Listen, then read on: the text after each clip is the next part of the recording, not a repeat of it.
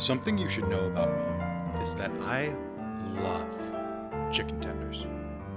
When I bite down into one of those crispy, crunchy little strips of heaven, my eyes roll into the back of my head. I mean, if I could, I would eat chicken tenders every moment of every day of my entire life. I also love my mom. She's watched over me from the time I was still in her belly, throughout my entire life.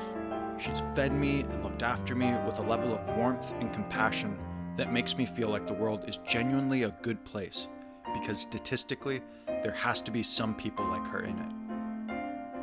Now, do I love chicken tenders in the same way that I love my mom?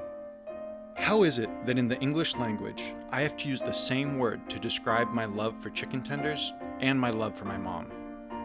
In the English language, love is a confusing, lopsided, awkward word that doesn't convey the emotion we're trying to get across.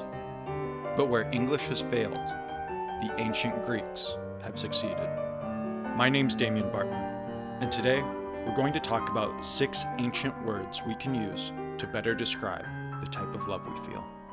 Let's get into it.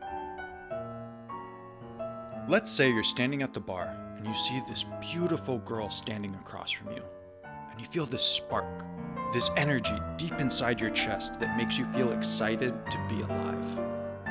This is what the ancient Greeks would call Eros.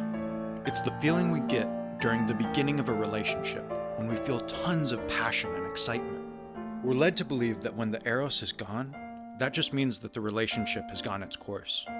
But in reality, Eros only lasts for about a year or so. Then it becomes a different type of love. Pragma is a love that is aged gracefully. It's what develops over many meals together, many car rides together, many ski trips together. It's the unique tranquility that develops when two people have been together for a very long time. It doesn't necessarily have to be romantic, but the older a relationship gets, the more pragma there will be. When me and my friends are all sitting around and we're just watching some shenanigans happen, there's this sense of joy and loyalty in the air.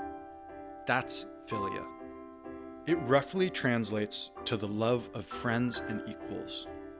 It's a platonic love. In fact, that was the type of love that Plato thought was most important, thus the name Platonic. This type of love isn't about physical attraction. It's an intensely warm loyalty to your friends. Storge is the love we feel for family. Storge is when a parent loves a child. They protect them, they feed them, they put a roof over their head, all with nothing expected in return. It's an instinctive kind of love that pushes us towards devotion, forgiveness, and sacrifice. It's the kind of bond that would truly make you protect someone with your life. The 5th type of love the ancient Greeks used was Agape. It's a charitable love and altruism towards our fellow man. It's when we feel compassion for other people, even if they've behaved badly. It's a deep love towards other people regardless of our differences in opinion. St. Thomas Aquinas described it as to will the good of another. It's not just about loving the good in everyone. It's about having the sympathy and generosity to truly love humanity in its totality, good and bad. Loving yourself isn't about being a narcissist. It's not about admiring your selfies or feeling good about someone trying to pick you up at a bar. Loving yourself is about compassion, self-compassion, being warm and welcoming to yourself, even if you're not perfect, even if you're not everything you thought you'd be. You deserve to love yourself. You deserve Philautia. It's time for the takeaway tip. Being that it's Valentine's Day, we can all get so caught up in the romanticized roses and chocolate version of the holiday that we forget it's about showing love to all sorts of people in our lives. So whether it's Storge, familial love, or Philia, love between friends, or even Philautia, loving yourself, we all need to practice expressing our love to our loved ones. So everyone, it's time to write a love letter. That love letter can be to your friends, your family, your partner, or to yourself. In that letter, I want you to really think about why you love that person and tell them. This can be a text, an email, a handwritten card, it doesn't matter. What matters is that you express your love to the people you love most. So in summary, the ancient Greeks divided love into 6 parts. Eros, sexual or romantic love. Pragma, love that is matured. Philia, love of friends. Storge, love of family.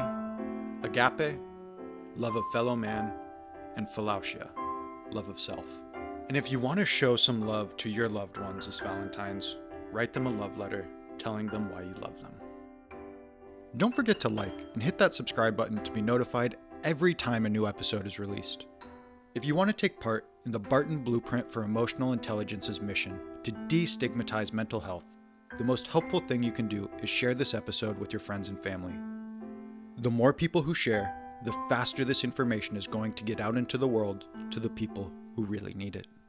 Also, if you like this show and want more information, go ahead and follow us on all of our social media. There's a bunch of extra content like infographics of some of the takeaway tips and key concepts, as well as some fantastic mental health quotes by many of the most notable names in the field of psychology. The links are down in the description below. And if you want to know more about any of the research used in this episode, I always include the links in the description below. And as always, thank you for taking care of each other and taking care of yourself. I'll see you next week.